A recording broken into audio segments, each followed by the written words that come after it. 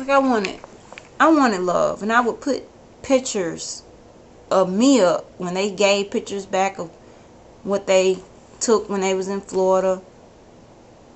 They I would put pictures up of me because I didn't want to see pictures of them, and that's just the honest truth. Don't get me wrong, I love them, and I always love all of them.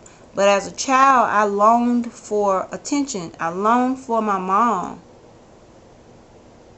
and it's like she would come back to life, and as soon as they leave, and I was behind them closed doors. Oh gosh, I seen too much stuff. I was abused. I was abused. I couldn't ask anything, and Mama just went through some stages. She went through a stage where, you know, in the church they call it when you leave God, they call it backsliding. So she was just trying to find a way. She started, as the church called it, which it really wasn't nothing wrong with it,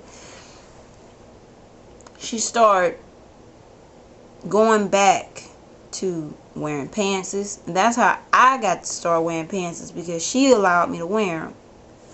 She started listening to R&B. Of course, we couldn't listen to R&B at all. It was off limits. R&B was not nothing to be listened to.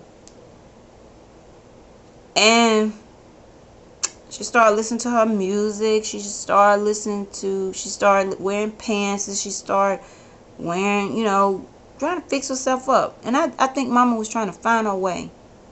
And I remember she was playing some music and she was just dancing. I started crying. And Mama started laughing at me like, girl, what's wrong with you? I said, Mama, I don't want you to listen to that. I want you to listen to the church music. Because I didn't know. I didn't know. I didn't know. I didn't know. Didn't know. That's how I was raised. So it was scary to me to see her go through those changes.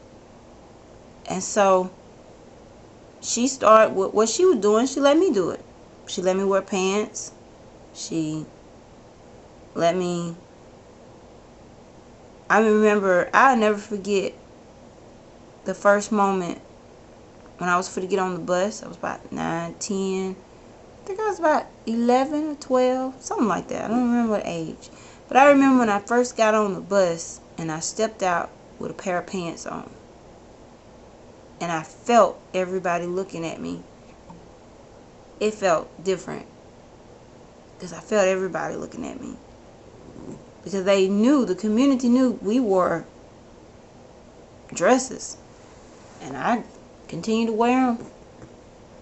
Then I continued to wear them. But it just got so bad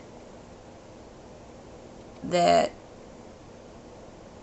you know, with the seizures, the DHR stepped in and took me from Mom because she just wasn't able to take care of me. And the option was for me to go to a foster home or stay with someone. And I'm going to be honest, there are many days I'm at peace with the past, but there were many days I wish I was put in a foster home. I'm serious. There were many days I feel like they could have just put me in a foster home. Because the person that my mom chose to put me with, and I don't understand it, is the person that she didn't get along with. My grandmother. And I'm like, why? Why? I'm like, why would you put me with someone that you didn't even be around? I didn't make sense of that. So she made the choice to say, you know, she had the option of, they diagnosed Mama being paranoid. So she had the option of getting help, you know, go talk to a counselor or whatever, and she wouldn't do it. Nope. Do you see that? Please put a pin in that, because this is the same thing that happened to Tom. He refused help. Mama refused help. She refused help. And it's in the family. It's just like generational connections. All of that's coming too. So, because she didn't want to get help, she refused help, I was placed in the house with my grandmother. And in those times, I stayed in contact with my brothers and my sister. That's how, even though we were distant, that's how the relationship was still there. Because we talked to each other on the phone. So even though we lived different places, I still consider myself very close to all of them. We just struggle with communicating with each other, but I still consider myself very close to them because we kept in contact by the phone. We did. So I went to go live with my grandmother, and that's another story. That's pain on top of pain. I didn't fit in. I was treated bad. I was on disability. My money was taken from me.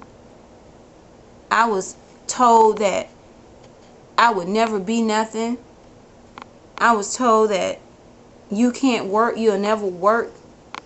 My life was made to feel like it was not normal, and I suffered in silence. And that same attitude, went forced to go to church, put a smile on your face, and you don't talk about what goes on in the house. I remember crying all the time because family reunions at that time, we'd come together, and I remember telling my grandmother, "Where's my brothers and sisters? We your family? We your family?" Didn't feel like it. Didn't feel like it. It didn't. So I went through a lot. I went through a lot.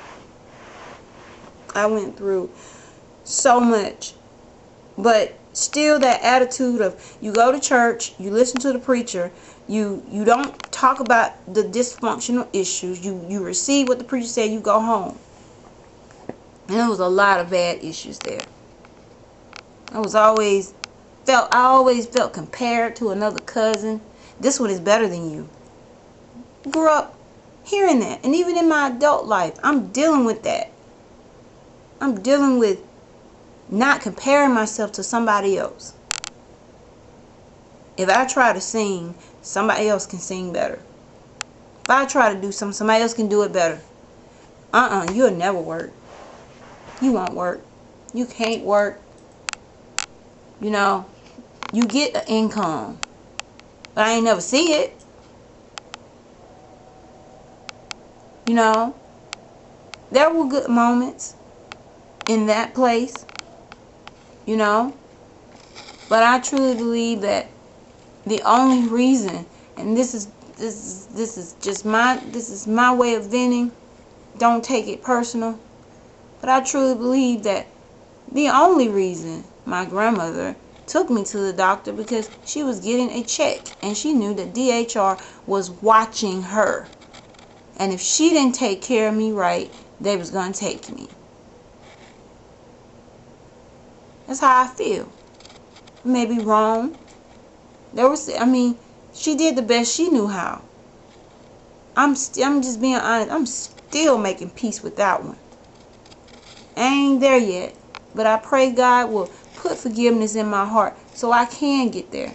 But some stuff, some of the things that happened to me, my family members knew what they were doing.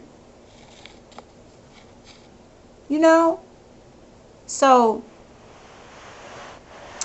it's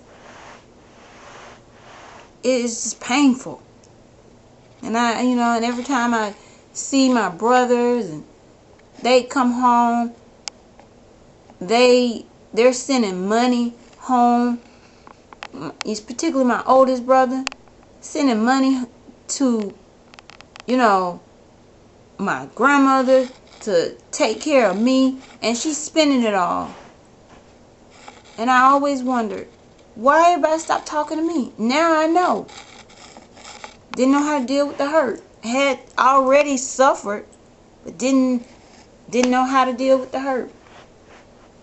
Just horrible stuff. I remember a conversation with my oldest brother, and he said, Alexis, what did you get? What did you get? I ain't getting nothing but $20. It hurt him to his heart. It did. And I didn't understand why he was so rude to me, as you know, from that point on. It was just enough. It was, now I'm connecting and I know. He told me, he said, I gave her $1,000 and you ain't getting that but $20. I remember that. He came home just to show love, to see his family, and it's broken. It's all broken. It had got me a VCR, and my grandmother giving the VCR to another family, to some friend, taking my stuff and giving it to other people. I'm serious. I won't shut up anymore. It's enough.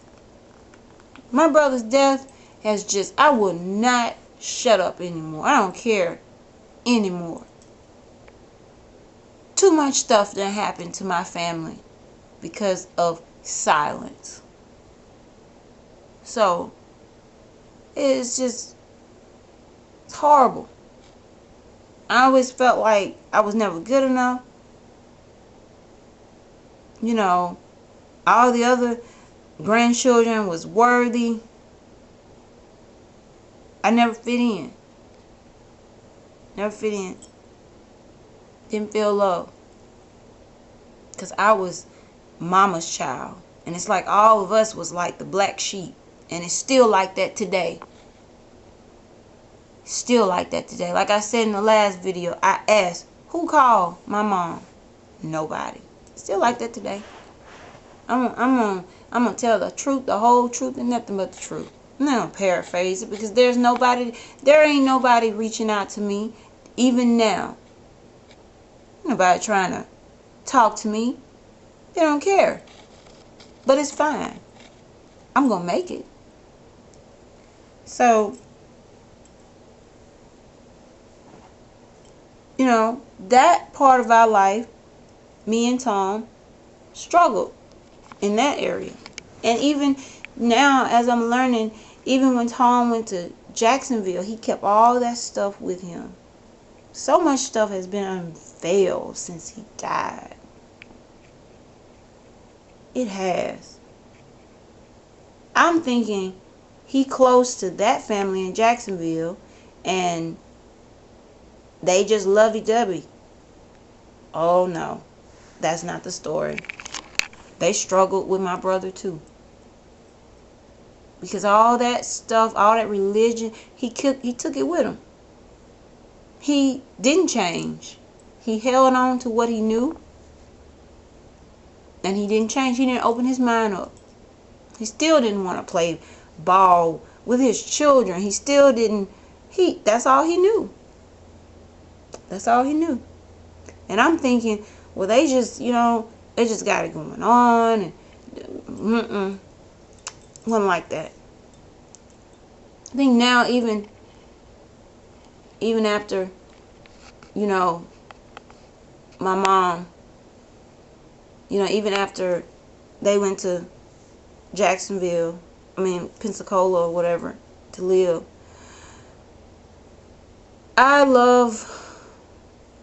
I consider this woman my mom also, because I remember as a little girl, she is their stepmom. She embraced me as a little girl. She just loved me. I remember the family reunions. And even to now, I love her so much because I salute her. Because she did the best she know how with children that was not hers. She did. And I love her like she's my mom also. Because she did the best she know how. She did. So me and Tom had the same issues. He went through some things there. I don't know everything, and I'm not going to share everything with them because, like I said, this documentation, not, me coming and talking about this, it's going to affect everybody that was attached to Tom. But like I said, I have to do this because the silence got to stop. It's too much pain and it happened, and it got to stop. So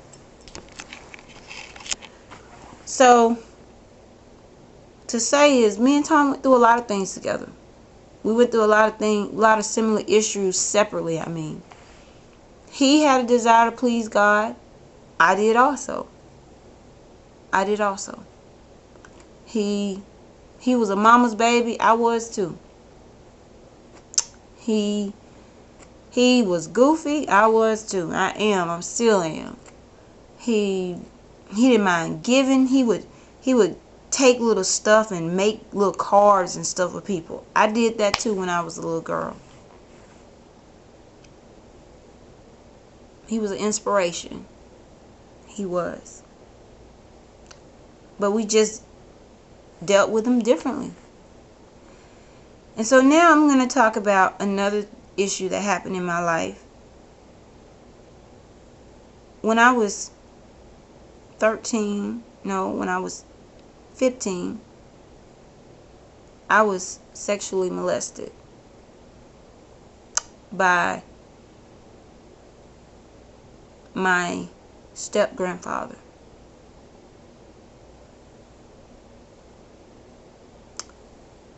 And it was horrible. I was sexually molested. And you know what? Grandmother was always gone. She was always in somebody else's house. She was always traveling to church, and she left me at home with him. An opportunity came for him to touch me in places that I was not supposed to be touched. Every Sunday, she was running to Pensacola with her daughter. I would beg, can I go? Barely took me. She barely took me with her. She left me at home with that man. She left me at home with him every Sunday. But they Christians, and they think in their mind they right, and you couldn't question it. And he's a deacon. He was a deacon, and she left me all that time with that man.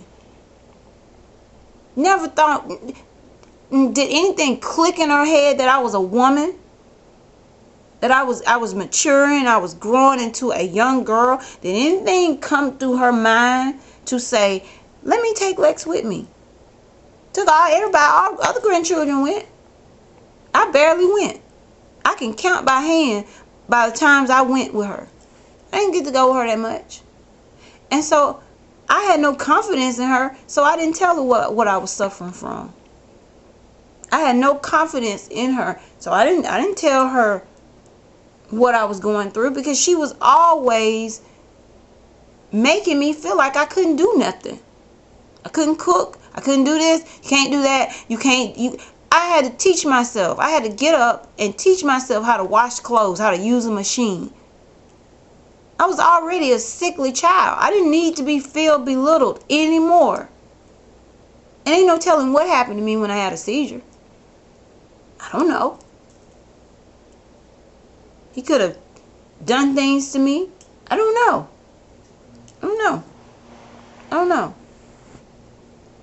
So this went on. And this story also ties in with Tom. And as I went on in life, it kept going. It went on for years. All the way up till I was 18. And I was tired. It started with